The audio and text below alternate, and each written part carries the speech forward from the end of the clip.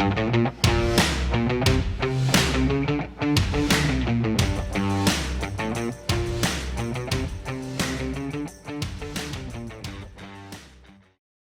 everybody. This is Bob. I'm your host. This is the HIGHERWAY podcast. And we're looking today at part 2 of Lucky Madahar's journey. If you've listened to the first one, which hopefully you will have done, and you need to if you haven't, we left him at a crossroads in his life, if you like. He was doing a bit of soul searching about, I guess, packing in the martial arts, doing something different. But he had a bit of an epiphany. He'd met Dan and Asanto, and decided that this was going to change his approach to the martial arts. Am I right in saying that, Lucky? Does that make sense? About the Danny Santo thing, or actually, the crossroads. Yeah, the crossroads. As I mentioned previously, that I was doing a little bit of soul searching, and basically, when you sort of weigh yourself up against somebody else and saying, how would I actually do? How would all the training that I've had done up to this point weigh up to basically the if it really did kick off, and we're talking about like real, proper, I don't know, building workers, or because in them days everybody used to work in either building sites or factories. Nowadays the world has changed a little bit, and so these were like blokes that worked, did physical jobs, and so they were pretty muscular and like big guys, and so I thought, like, how would all my training, which included running in the morning, like 4 miles, sometimes even 6 miles, depending on how I felt, then weight training 2 or 3 times a week, and then doing karate 2 or 3 times a week, and also going to a kung fu class secretly from the karate club, and all that put together, how would I actually do? And but when you really look into yourself, and I thought, like, well, no, if I do a maigari on them or whatever punch on them, they're bigger, and so and they hit me back. I'm dead, basically, and it kind of after watching all the kung fu movies and everything, and I thought, this martial arts thing is a bit of an illusion, and it's despite you was even questioning the art you was doing, especially with the Bruce Lee magazines, where he was questioning why you having your hand on the hip, and because we didn't really have a guard. It was like like this sort of. Yeah, that's right. So for those that don't know what Lucky's talking about, we're not talking about a guard in the sort of traditional boxing sense. With the hand on the hip, it's not the hand on the hip; it's the hand down here, which would serve to launch the punch from. Sorry, Lucky. Yeah, just as an explanation to people who have not done karate. Yeah. Or kung fu. So even the art we were doing, was we had to question from what I'd read, in the Bruce Lee magazines, as which was a favorite of all kids. And mind you, that there are some great karate guys which are inspired to, like Terry O'Neill, and I got to see a lot of the Shotokan British team, competing, and the big names, and again, they were phenomenal. But for me to be at that level or anything, it's sort of was miles ahead. So I thought, like, the whole martial arts thing is a bit of an illusion. I kept up my weight training, and then around about that time, there was somebody called Speedy Mitchell. Speedy was his nickname, Mitchell. Ashley Mitchell, actually. He was a boxer, going by the council, and sort of keeping kids off of the street, ones that were unemployed. So I was one of them, and so I went and joined his boxing class. So how old were you then? Young, probably 19, around about 20. So the Speedy Mitchell thing came out, but I did join a Coventry Boys boxing club as well. And then the idea was to have maybe 1 or 2 fights, whatever, and I was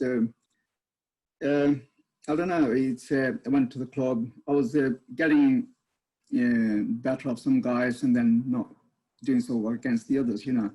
And so, last week, we talked about some of the sparring or training and whether it was contact or whatever. You know, it's meant to be, even in karate and kung fu, is meant to be this sort of points, scoring thing and not hitting the face type of, and they've all them little, you know, thin. The little thin foam gloves, yeah, I remember. Yeah. And so it was that, and then you know, but also like it was meant to be points thing and non-contact, but it was contact, you know, and then when you got kicked in the gut or something, and yeah, you felt it, and occasionally you would get punched in the face with again without a glove on. It was just bare knuckles, and so you took it, and I think the inspiration was like the big man, you know, Bruce Lee, and then as so like so I got into the boxing, and then the weight training carried on, and I did put some muscle on, and even trying my own protein powders, which was not because they weren't available. We read about. Oh, that's right. There was nothing like that available. Yeah, all the vitamin tablets and everything. Yeah. We had read about them in the muscle magazines from America, or seen them in shops, and you think like all these tablets, you know, there was pages of adverts of it, you know, and that's where I actually noticed Arnold and some of the other, you know. Yeah. Was that the old Muscle and Fitness or the Joel Wade magazines? Yeah. Yeah. Yeah. Yeah.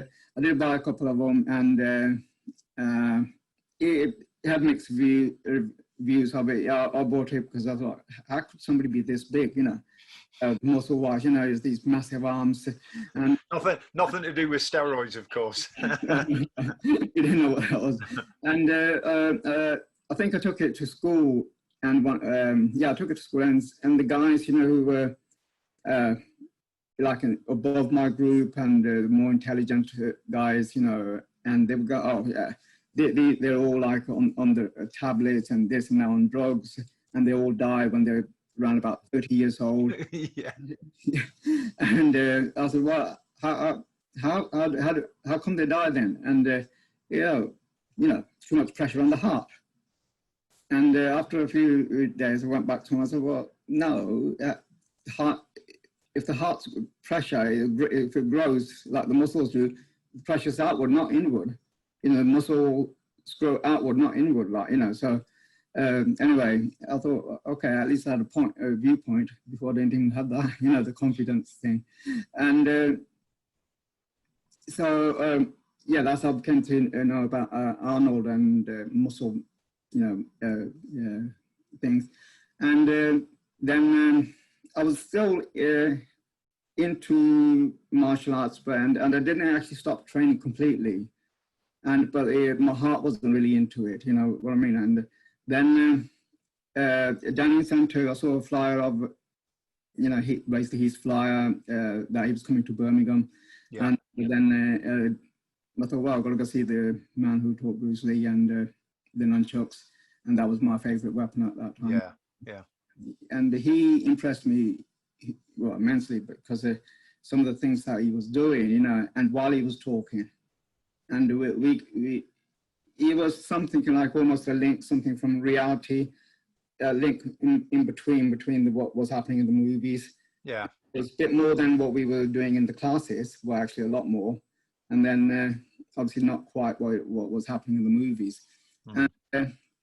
And then also, like, because he did a lot of Kali and weaponry and empty hands as well. And then I thought, you know, whereas when you're watching a Bruce Lee film, who's obviously our hero, everybody's hero, he still is. Well, it wasn't my hero, but nevertheless. Well, you're just a few years older, that's all. Yeah. Oh, thanks very much. Yeah. And yeah, well, what Bruce Lee was doing in the movies, it was almost like a superhuman. It was like watching a Superman, and it wasn't quite reachable.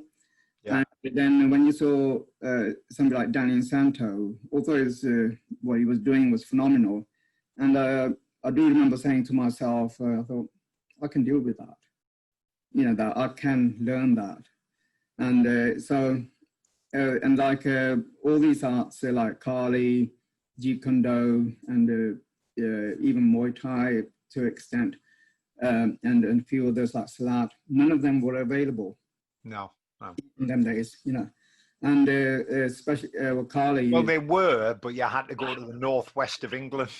Yeah. Or Thailand. Yeah, well, yeah. And well, in this country, there was a club in Peterborough. Well, first it was Leicester, then I think they did some classes in Peterborough. And even, I remember seeing an advert in magazine that they were doing once a week in Leicester. That was a Latosa group, Rani Latosa, and Bill Newman was teaching O'Brien Jones there. I never made it to the class because I never drove in them days. Right. I've never actually been to Leicester.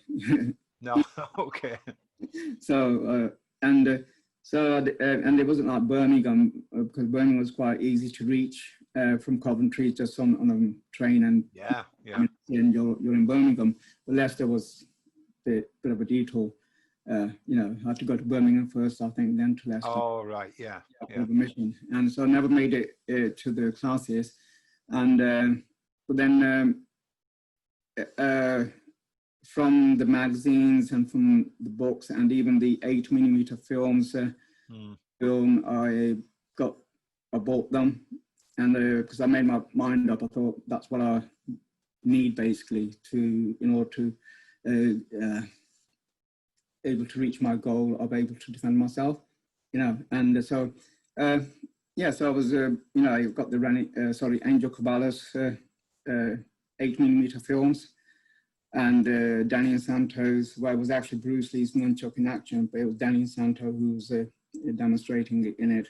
And at the last minute or so was he did some Kali, and that really affected me, and I literally couldn't sleep afterwards. I thought, you know, with the excitement and, you know, the motivation it gives you, like I really wanted to train there and then. And but then anyway, so I started getting books, anything I could find, and around about, I think, 84, there was a Way of the Warrior documentaries, a set of 6, I think, came on. Yeah, on the BBC. Yeah, on the BBC, yeah. I remember that. Higiona Sensi was on, my Goju teacher. Yeah, I remember that one as well, because I remember his breathing techniques with the kata he was doing. Yeah. And then there was one of them was on Screamer, or on the Filipino martial. That's right, yeah. And so from there I learned, well, I recorded it, got somebody, well, we didn't have a video recorder, but I got somebody else to record it for me. And so from the Danny Santo clip in there, he did a Punya Sombrada drill, flow drill. So I learnt that, you know, like a back and forth the thing. And then around about the same time, I learnt quite a few other things, you know, from that half an hour documentary thing, you know, and really took to it. And there's then also, like, you know, from the Angel Cabala's things, although they were, I think in total they were only 14 minutes long, you know. Oh, okay. So pretty short, yeah. Oh yeah, because it was an 8mm film. Yeah. Yeah, and it was expensive. The good old days of film and not video or downloads. I mean, nobody has videos now. You're probably the same as me. You've probably got boxes of videos upstairs in the loft. Yeah, I'm having to throw them out now. It's sad though, but they don't work anymore. No, I was going to get somebody to, transfer them onto an upload for me, but I never got round to it. Yeah, it's one of them. But we're going to have a chat with them about them and how to save some of them. And but yeah, so in the Angel Cabala's two films I had, which were two 200-foot long reels, and which 7 minutes and so on. So on them, he showed the 12 angles, where he's on 12 angles with defenses, with counters, combinations, and a little bit of back and forth thing. And so I learned it religiously over the next year or two, because they were expensive in them days. Although they were something like about £25 each for a unit film, and then again my wages, it was about half my wages. Where were you working at the time, on the building sites? No, that was before I became a carpenter. Before, okay. Yeah, I was in factories basically. Right. So you're working in a factory and funding your martial arts habit. Yeah. Oh yeah. And so doing that, and I just basically parrot fashioned. He copied it because he was Angel Caballos was using long stick, which but actually in Serrata it's only an 18-inch stick they use. But the reason they use that is for concealment, not for any other reason. Right. Because there have been some things said in the past about how Angel Caballos was, because he was only 5'1", he was a short guy, and therefore he used a short stick, and all his followers are using the same size. And I thought that's a bit, anyway, so I got to ask Guru Dan on the seminar that why the Serrata style used the 18-inch stick, and it's just a concealment, basically, that's it. But anyway, on the film, he was using a 18-inch stick plus the short stick. And I couldn't understand, hold on, Screamer's supposed to be with 2 sticks. Why is he one stick smaller than the other one? And but anyway, either way, it was basically a long and short system, like a stick and knife or a sword and knife. And so I learned it all, and like parrot fashion without understanding it. And so I'm glad I did, really. But then on the first seminar I went on, in Danny and Santo seminar when they came in 1984. I think it was 84 or 83, I can't remember now. I think it was 84, because I came to Birmingham in 84. All right. I actually moved here. Back in, that's 39 years ago. Is it? Yeah, 36 years ago, something like that. I don't know. It's a long time ago. Yep, time flies. I know. I was teaching Thai boxing at the university then. All fun stuff. And then, the one I went to was when he came to London, but hosted by Bob Green. And a big weekend seminar, and basically, to cap that one up, I had seen more martial arts in that weekend than in my previous 10 years of martial arts. It was that much. Your head was ready to explode. He was like throwing stuff at you, and that's where I actually saw some clinch work as well, where Dan was grabbing the biggest guys in the crowd and literally grabbing them by the neck and getting them on the floor, and he did that sort of 3 or 4 times, 5 times, and I thought, that's interesting, and he was doing it with so much confidence and so little effort. But there's some sort of a secret going on here, but later on, when I came to your classes or had sessions with yourself, then I found out it was actually Thai clinch. And so it was thanks to Dan that he had introduced, everybody in the hall to so many different arts, not just the Kali and the Jeet Kune Do, the Filipino martial arts, also to Salat and Thai boxing and 1 or 2 others, and in there. And so that was a big turning point. But the only problem was there was no references. It wasn't like you can go home and now look at the videos or go online. We didn't have any of that. So it was all just what you could remember, you thought you had seen, you're trying to bring it back and practice it somehow. Yeah. And then wait for the next year for them to come back again. Did you used to keep notebooks as well? I used to have piles of notebooks with things sketched in, because, as you say, there was no way of recording the information. Like nowadays, I mean, people just turn up and they can record it, or they can buy the download. And it's easily accessible. But I remember writing, I've probably got loads of these booklets, you know, little notebooks up in the loft that I'm never going to look at again, full of notes from training sessions. Yeah, the thing with notes is just, I mean, I'm not very good at taking notes anyway, but then the thing with them is, I don't know, 6 months down the line, or even a few months down the line, it's like, what did I mean by this? You know, you can't. You don't know what you're. What the heck have I written? What does that word mean? Yeah. Oh no. I can see where you're coming from there, because trying to get the idea, the concept, and the principle down is quite difficult, particularly when it involves movement and body dynamics. You know. Yeah. But he threw a lot of information at you, and definitely inspired you, and really got me into the martial arts. And I didn't really go back to the karate then.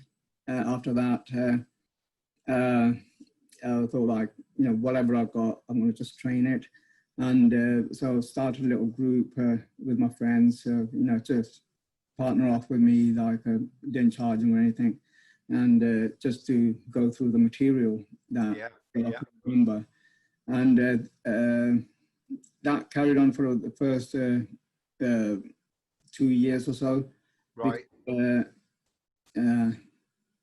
went to this about 3 or 4 seminars at the beginning, and then his video came out, which was an hour and a half. And I remember actually rushing from work on Friday afternoon, because the shop was in Birmingham, you know, driving fast as I could before the shop closed, and so I could get a copy of the video. And it was 50 quid as well. That was half my week's wages.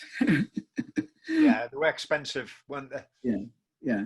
And on that video, there was so much stuff on there. It was just unbelievable. Even occasionally now, you watch it back, you think, well, hold on, I didn't. Can you remember what was the name of that video then? I think it was shot in Australia, and they did about 3 by Danny and Santo, and then one or two. Sorry, it was 1 or 2 by Larry Hartsell, then 1 or 2 by Surachai, in Muay Thai, and I ended up getting all of them eventually. And but then, so you learned a lot that way, and then with getting your friends to come down and sort of partner up with you a little bit, and that's how my beginnings in Kali basically started, really, and in the Filipino martial arts. And I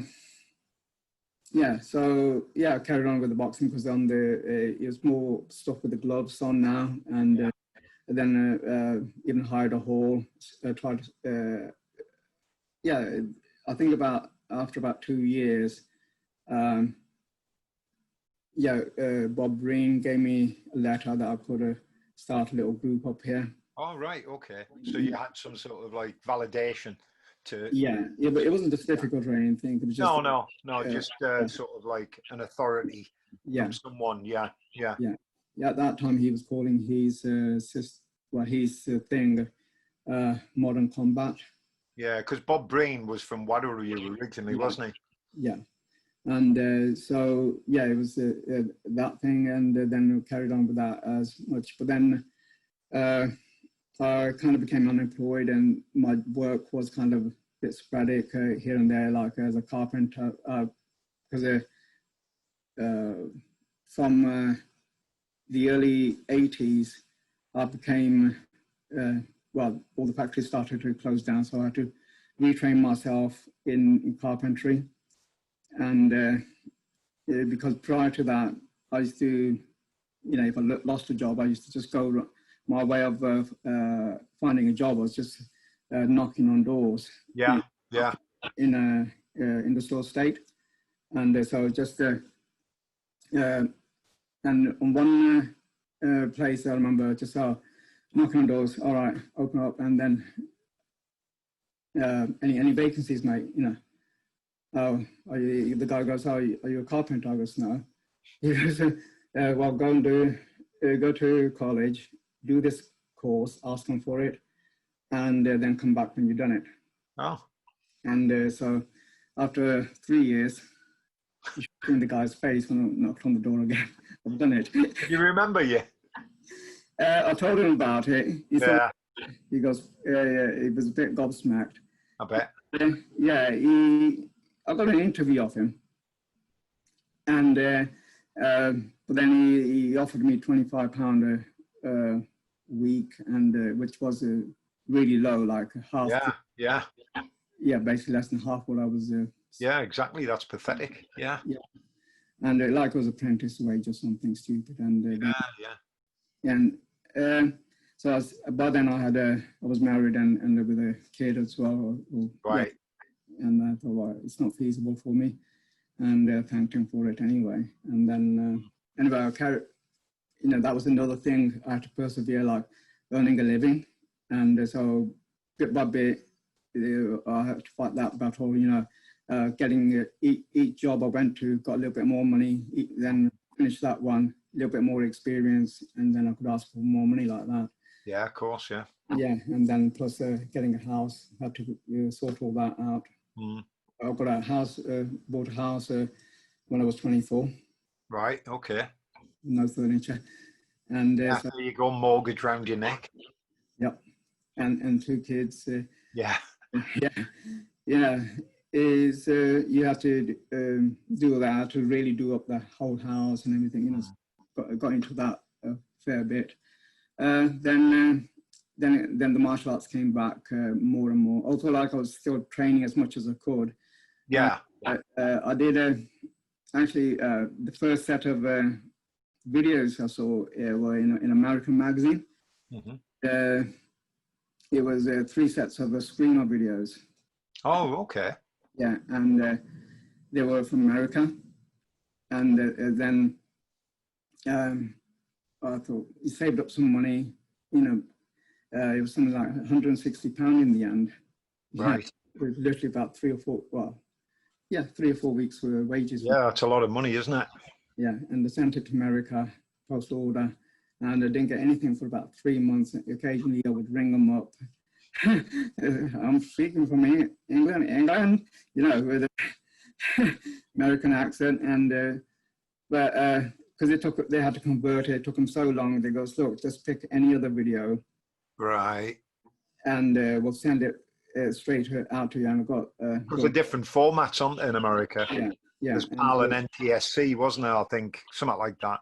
Yeah, and then I've got a Bill Wallace video.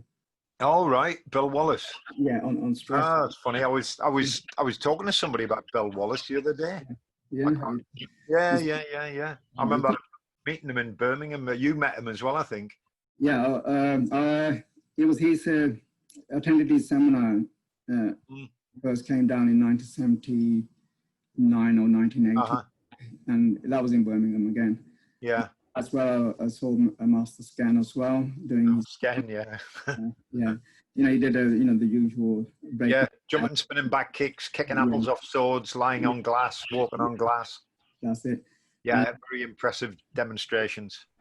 Yeah, and so that was my view of Muay Thai at that time. Well, until I met you, I thought like I've never ever going to do that, you know, standing on glass, and that was my opinion of. Impression of Muay Thai for a while. Yeah. You know, some videos here and there, and but you know, like kicking apples and whatever else, standing on glass wasn't my thing. No, not recommended. Just so for anybody listening, don't walk on glass. Yeah, not unless you're an expert. Yeah, so I got you know, because I'd attended Bill Wallace's seminar, and I thought it would be great to have his video as a kind of a reference. Yeah. So I started following his routine, stretching routine again, and then I kind of learned what I needed to learn, and I needed the money, and so I came to Birmingham to sell it to somebody in the shop.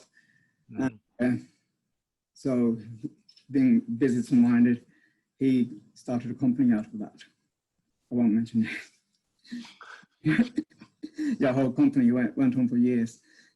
Yeah, and that was a film company. Yeah, video film. Yeah, I think I know who that is. Yeah.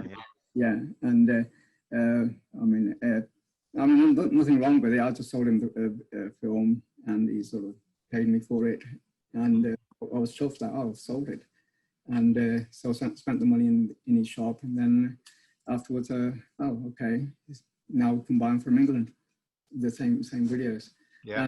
Yeah, but anyway, going back to the Screamer videos, they eventually came, and they were like first set of Screamer videos where they were, when you completed them, they were offering certification at the end of it. And I didn't go through all that, but I did learn it, but it was very basic stuff. Basic is important, but you know, where it's not like how Daniel Santo was showing stuff at that time, like boom, boom, this, you can do that. He would overload you. And so, you know, like I learned all the basics from that video. Them videos, it was set of 3, one on the single stick.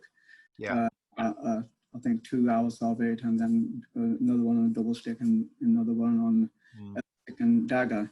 But making a point of it is when, if I remember it rightly, Kali has 12 categories or 12 areas. You know, like the single stick, just off the top of my head, I haven't got it written down, but single stick, which is like single stick, single sword, single axe or a machete, and anything of that length, you know, a single weapon. And you're training both left and right side, and right and left to right. And then there's the double sticks category, where double sticks, double swords, double axes, double machetes.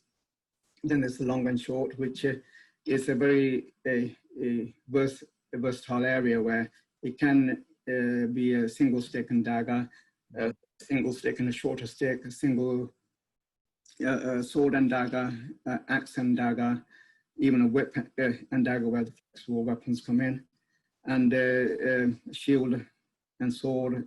So it's a lot of variety in that one. Yeah, so and, a complete system, essentially. Yeah, up to that point, it's it classed as a screamer and or harness, and with the single dagger and double dagger, and a little bit of empty hands. But then with the Kali, there's 12 categories, whereas in screamer and harness, there's usually about 3 to 5 or 6. Okay. Yeah, I think you keep going out of focus. Yeah. Oh, yeah. Don't worry about that. It's okay. I'll fix that in the edit. Yeah. Right. Yeah. And anyway, then with the Kali, there's after the long and short, there's the single dagger, double daggers. Then there's the empty hands, which includes like the boxing format with elbow and all the other bits and pieces, anything with the hands. And when people ask me, like, what is the Filipino martial arts, I usually say it's everything you can imagine. It is that. And the things you can't imagine is that as well. You know, so it kind of covers it all. And when you have boxing, it is kind of you're allowed to hit with this part of the hand onto kind of this part of the body, you know, from the waist up. And so that's the format of boxing. Yeah. Boxing, that is. But whereas the Filipino spectrum is like, you're allowed to hit with every part of your body onto every part of the other person's body.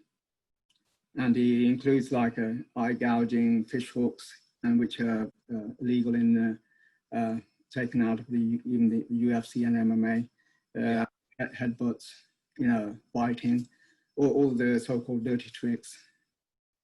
And yeah, so there's a category of flexible weapons, long weapons like up to 6 foot, and they start from about 4-inch sticks, going all the way up to the staffs and the spears.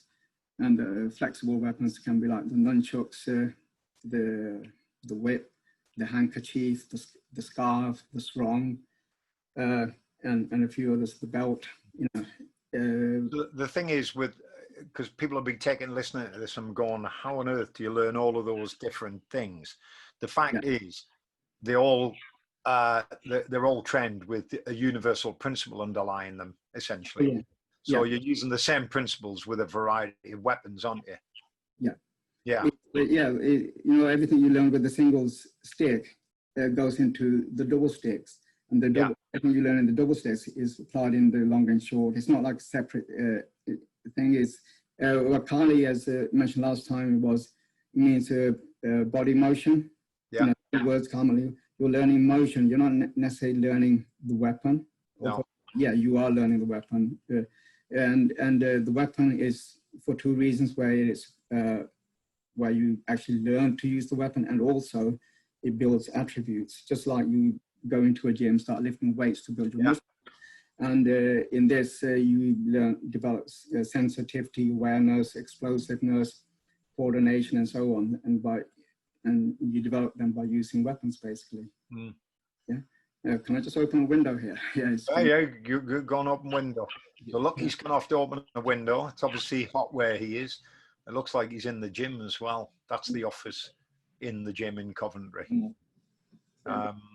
So yeah, well, it's not particularly warm here. This is what's called dead air. So that's why I'm keeping talking. You can't have dead air. Yeah, of course. Okay. I've just been filling the time talking about the office and all your books. Mm-hmm. And you've got a cup of tea. Is it tea or coffee? Well, yeah, I've had the tea now. It's water. What's your favourite tea? Oh, it's water, is it? Okay. People would love to know, what's your favourite tea? Yeah, all right. Mine is Yorkshire tea bags. There's an advert. Yeah. You've got to have Yorkshire tea bags, an espresso coffee, an absolute must. Yeah. It's, I see you're learning more. You learn more than just martial arts and on this podcast. Yeah, I think I'm drinking the one with monkeys in it, or is that PG or something? Yeah. Right. Yeah. It's I'm trying not to reach for the books this time, and so. No, that's okay. No, books are good. I mean, you know, often when I'm doing live feeds or whatever, I'll be the first to go, oh, have you read this book? Brilliant. You know, and we talk about the book, and that's good as well, because people are interested in, I guess, learning about the sort of things that we are interested in, which is why people listen to podcasts, because they want to get a bit of insight into how you got into it and see the links between because we've all got our own narratives, our own stories, you know. You know, you were talking about weapons and stuff there. I could immediately grab this book and gone, buy this book, you know, Swordsman of the British Empire. It's a big, heavy book and it's brilliant. And yeah, but an advert there for a book. But that's what we can do on podcasts. So if you want to talk about books that have influenced you, that's a great topic for discussion, because you've already talked about, you know, significant people. You know, like Dan Inosanto, for example, just one name, and Bob Breen is another. But I mean, you know, you talked about the influences you had with videos and film, you know, and you were prepared to spend a lot of money, because it wasn't easy getting resources back in the day, and nowadays any man and his dog can get online and teach stuff, most of which is absolute tosh. And we see it time and time and time again. And I think it's become cheapened. The whole thing's become cheapened because everybody has access to this technology. Yeah. Now, while some people might disagree with me, fair play. That's your right. But back in the day, I mean, it's difficult for people nowadays, young people, to understand how difficult it was to get information. And listening to you talk about it, you know, we're only just moving into the area where you're starting to buy videos, and they were super expensive as well. Yeah. And you had to have the machine, and they weren't cheap either. Yeah. Oh, yeah.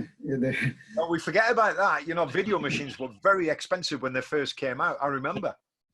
Yeah. Hundreds of pounds. And as soon as I actually started working back in the 70s, I did a couple of hours overtime every day, just so I could buy a projector. Yeah, yeah. And I remember buying one, I can't remember how much it was, probably 60, yes, about £60 or something, was Yeah. Then later on I bought a projector with sound, which I still have now. It's about 40 years old. But and then you had to buy the films. I mean, I remember buying Way of the Dragon. It was about 12 minutes of it, and it had the cutout scene with the double nunchucks. Oh yeah, yeah. They used to be cut out by the censor board, and I'd never seen that. And so the film itself, it was silent, bad copy. It was like, it wasn't like the official one thing, but it was an 8mm film. And that one I paid £32.50 for, and I was on £25 a week from work. Yeah. So that's how I learned the double nunchucks, by buying that, and then spending your money and then sitting watching it over and over and over and over and over again, learning the techniques. Yeah, and sometimes I think back, why was I doing all this? And even like we were talking about the books and the videos, and there's the karate books where we trying to learn the moves of the next cut, big one. And you couldn't get it from anywhere else. Even I think a really hefty book, a karate book, they only went from like white belt to black belt. Yeah. You couldn't find any of the others, the more advanced ones. No.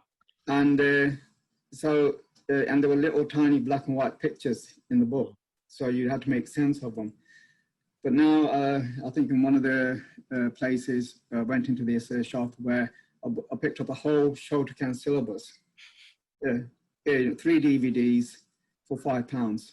Yeah, I know. I remember my karate instructor sending off to Okinawa in 73, I think it was, 1973.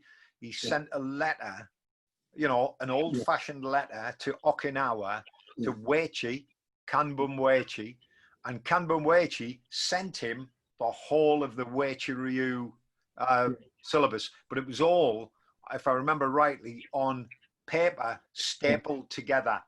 Wow. Really bad copies, but I mean, that is probably priceless now.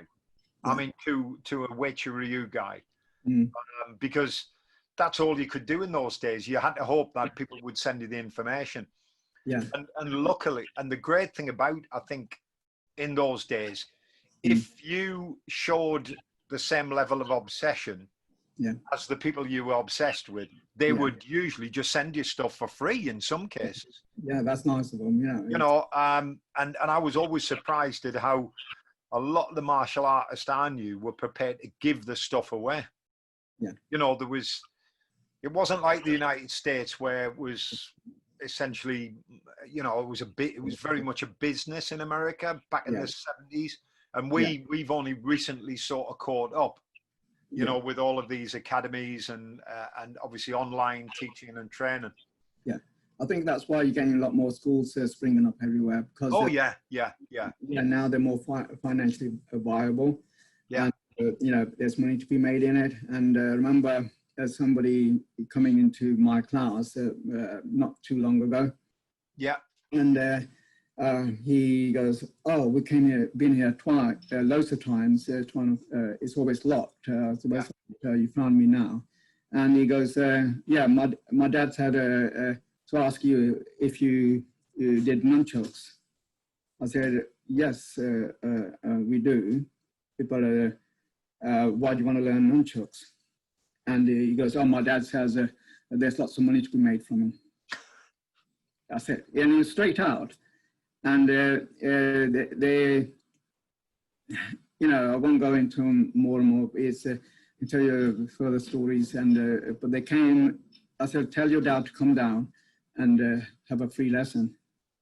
And he, brought about 6 other kids with him and all that. And then they gave them all a free lesson, and then started the warm up. And that lad who was the instructor's son, he goes, "Whew, I'm sweating."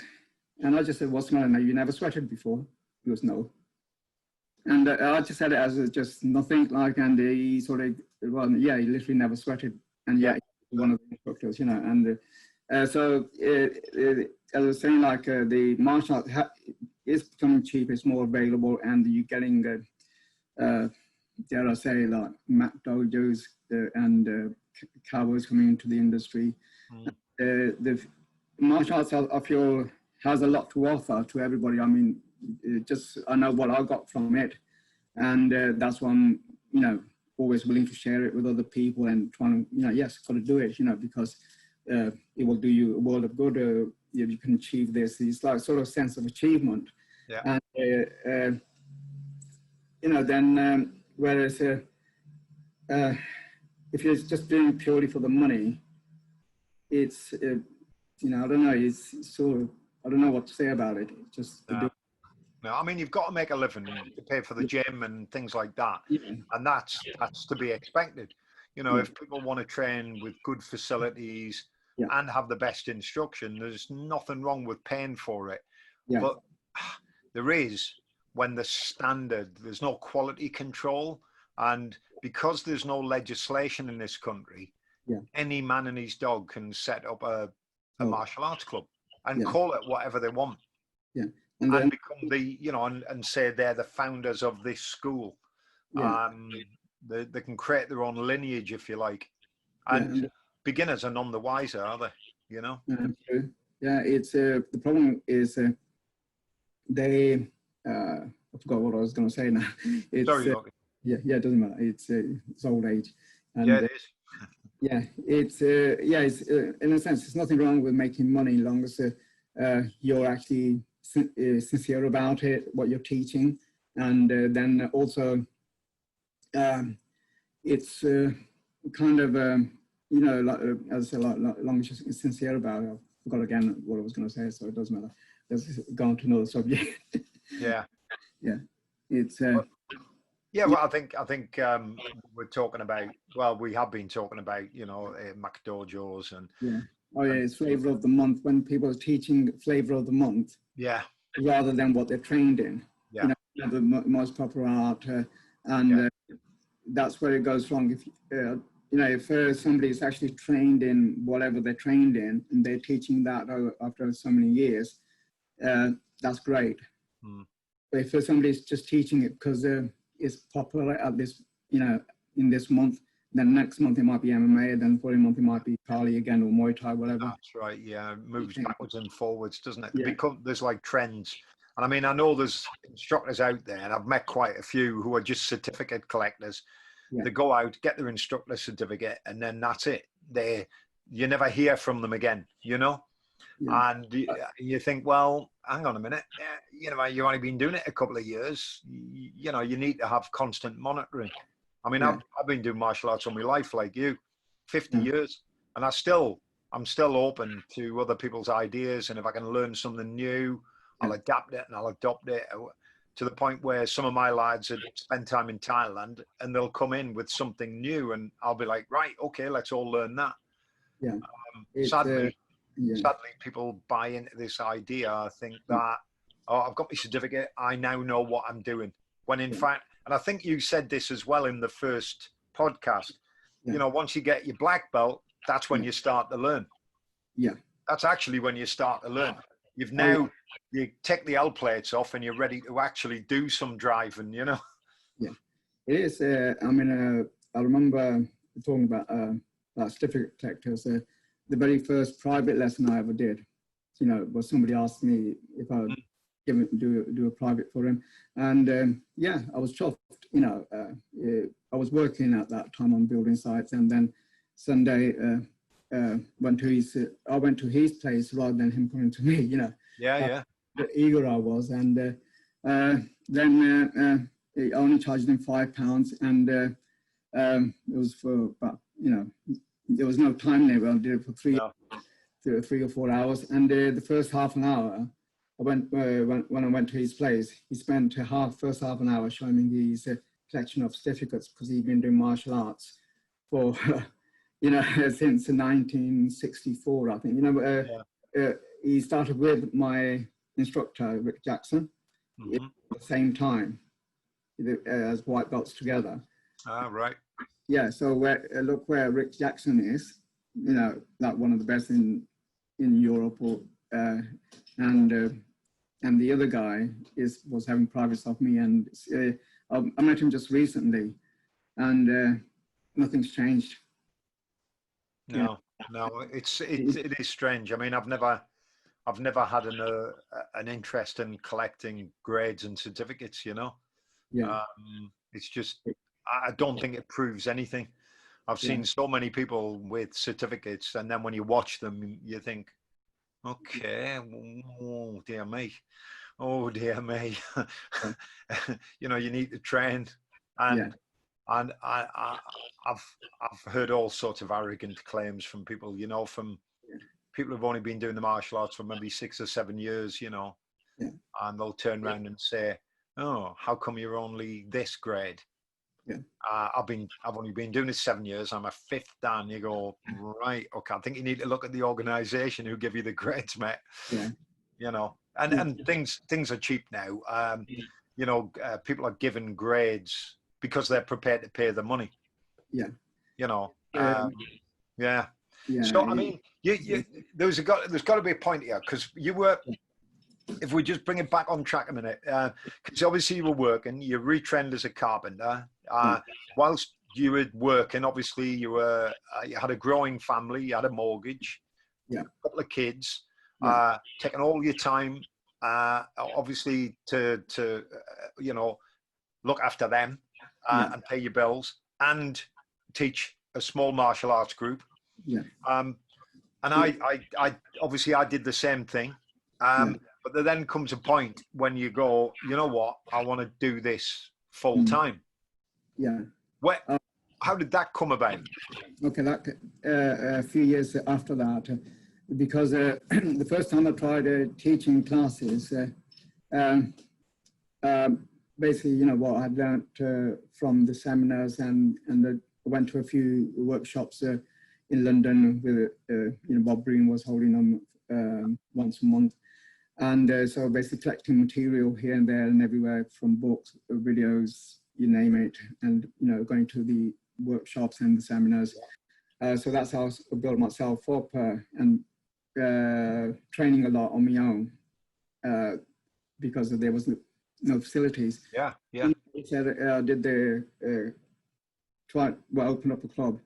After about 6 months, there were various issues. I couldn't get the key for the hall here and there, being messed about. So it died out in the end. I was left with a few students, and they're friends to this day, actually. And then we used to just train at home, again, coming over, and I kept my training going that way. And then I moved house. My son was born, and then I moved house, and the previous house I was in, the first house, it wasn't a very good experience. I had the first night we moved in, there was a blues party going on next door. All weekend, cars, door banging, and loud music through the night and everything. And I thought, like, what the hell? It was basically house moving from hell, and your heart just sinks. And that happened a couple of times. Even I won't go into that now, but anyway, so it was the reasons like that I had to move.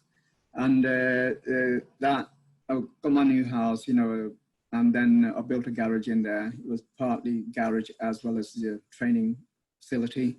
I remember that. Was that in Fieldshill? Holbrooks. Holbrooks. Yeah. I remember that. I remember that garage. Yeah, and I built the garage myself. And then I put a chin-up bar in there, a punch bag. Even eventually got the wooden dummy in there. And some weights. So after work, I would come in and spend anything from half an hour to a couple of hours. And then I started a small group up. As I said, like working on the building sites all through the week, but then on a Sunday was my day off, most of the time. And then would get the group together from about 12 o'clock till about 6, 7 o'clock in the evening. We used to just train. Yeah. And keep having cups of tea and train in there. And then until somebody, he said, like, we should be paying you, you know, like, because this is a proper class. Yeah. You know, like, and like a 6-7 hours thing. And plus, you know, the stuff I was showing you was all the Kali stuff and all that they hadn't seen, you know, because everybody used to Kung Fu and karate. And then, yeah, so I started going to the workshops and the seminars again. You know, then I met up with John Harvey, did rapid harness and having privates off him and so on. And then again, they gave me permission to teach at a little group. I took them to 1 or 2 competitions as well. Yeah. Here and then they were doing. And can I just say, John Harvey was like a really big name in Eskrima at the time, wasn't he? Yeah, I mean, he still is. I mean, he's retired. Yeah. Yeah, and then, you know, they were like with John Harvey and Pat O'Malley now. Pat O'Malley, yeah, that was the two of them. They were always, the two, it was like Laurel and Hardy, one of the two synonymous. I don't mean as comedians. I don't think they were that funny. And if they do hear this, I don't mean anything by that. But you always, it was synonymous with Eskrima, Pat O'Malley and John Harvey. Oh yeah, the Eskrima, yeah. And so I was training with them, and then from there, they took me, after me entering one of the competitions, they sort of nominated me into the European Championships as well. So that, you know, I went to Ireland, competed there. So when would this have been then? The 80s? Kind of early 90s. I think. Early 90s, okay. It's just, I'm thinking in terms of chronology. So we're in the 90s now. And, okay. And although, I did a lot of the stuff, like, you know, the researching in the 80s and all that. Yeah. But then in the 90s, where I kind of linked up with the martial arts world again. Yeah. Then, so anyway, I went to the competition thing. Sort of never appealed to me, even when I did a couple in the Kung Fu one. It's a lot of standing around. You know? Yeah, it certainly is. I remember those days. Yeah. And so with the effort that you put in, it's a lot of standing around, and then there's also, you know, politics go on and everything. And sort of it wasn't, never been my thing. And anyway, like, I enjoy training and learning new things. And so then on one of the seminars, I met Krishna as well. Oh, Krishna Gadhania, yeah, I remember Krishna. Yeah, and then I started training with him. I think I trained with him for about 4 or 5 years, at least. And got my first, black belt from him. And I was obviously, I think it was around 95. I got your call because I knew you from your articles. From Combat Magazine. Yeah. And then started having privates for yourself. And although I had a little group in the Screamer, teaching them Kali or whatever, Screamer. And then with the Thai boxing thing, you know, basically followed your footsteps, like mirroring somebody. That's then. Yeah, well, that's when I went full time in the 90s, because I'd been teaching from 84 whilst I was doing my degree and whilst I was working, and then I hated my job. So in 1990 I went self-employed, and that's when, and we met shortly after that. So I didn't realize you were mirroring me. Well, it's, you know, what I mean, a terrible. Listen, so what you're saying, Lucky, let's just get this clear. On it, live, well, not quite live, you're saying that I've ruined your life. No, actually started my martial arts career, if that's what you want to call it, because you know, qualifications, you know, and all that. I've never been out there to go ask for, can I have my certificate or can I have my next grade? No, you were, let's just go back a bit, because you were one of the first people who, like a few others who were at the time, like Nick Pammington, who became an instructor around about the same time. And then later Matt Caulfield. Most of you guys, the really good ones, the ones who stuck at it, never asked about how long is it going to take to get a certificate, because you'll know what I'm talking about. But you'll get people who turn up at your club, and the first thing they say is, "How long will it take to become an instructor?" Yeah. And it's like you go, "I've no idea, mate." Whereas you were one of the first who just wanted to do Thai boxing. It was obvious to me right from the beginning that you were like me. You just wanted to learn stuff. And if you got a qualification at the end of it, cool. But that's not what you were there for. My feeling was that you were there for knowledge. Yeah. So you could pass this on to your students. Yeah. Yeah. Yeah, I remember. You still am in a way, you know. Oh yeah, of course you are. Yeah, of course you are. You're surrounded. Look at you've got your own gym, which is you're constantly buying books, constantly getting new material. You know, you're one of those instructors who will never stop learning. And obviously when students see that attitude, it inspires them, you know, because at the base level, you're just the same as them. You're a student as well. Yeah, it's like somebody said, like, if you're not living, you're dying. It's no in between. You know, if you're dying as well, like, but when we're learning, we're learning new things, so we're living. And when we get to a point, oh, I've got my black belt now, I don't need to learn anymore. Yeah. And then you're basically, if you're not going forward, you're going backward, you know, so. Well, it's like people who retire, isn't it? It's when people, when all they do is identify with their job. When their job stops, they very quickly have nothing else, so therefore die. Whereas I think what you're trying to say is we're like, it's a process. That's what it is. And it's a process of being in the moment, taking stuff in and utilizing it or not using it, you know, that's it's about a process, isn't it? Oh yeah. No, it's not, to me, it's not goal driven. It's about purpose, and about a process. And that's what we're doing. Some people would call it a journey, you know, people use different words for it. But it's a journey without end. Yeah. As we're saying, like, you know, after the training with yourself and getting qualified in Muay Thai, and then also got a certificate from Krishna as well in Screamer. And with the thing, it's like I've been doing Screamer since 1977 and all this, but I didn't care like who I was learning from, long as I got something, you know, because into the Philippines, and I thought, okay, I want to learn what he learned up there.